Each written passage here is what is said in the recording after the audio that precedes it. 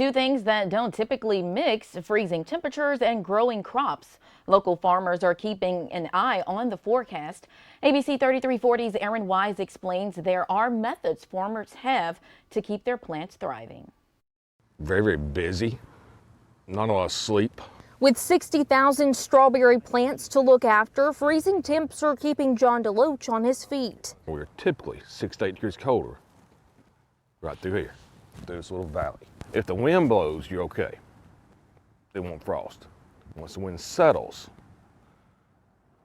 that's when frost happens. That frost is a big problem for strawberry blooms. If a frost hits that bloom, they call it, that's the black ice. It will grow again and bloom again, yes. But we're 30 days behind. The hard freeze in December already set the crop back a few days, killing off some of the plant's foliage. To keep the crop healthy now, row covers drape across the field.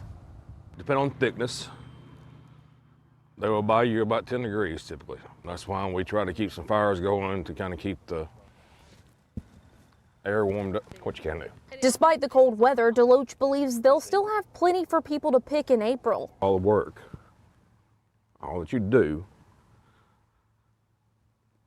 the loss of sleep, whatever, is worth it. Peach trees, another crop of interest this time of year. The weather forecast that we got is about 30 degrees.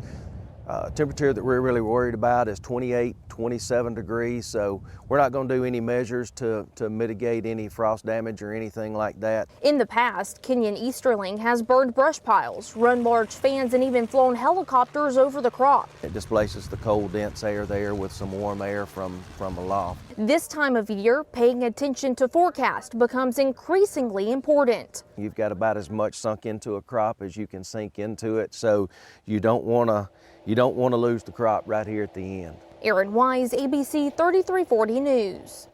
For Easterling, he says if they did lose some peaches to the cold weather, it could actually help them when it comes to thinning the trees later on.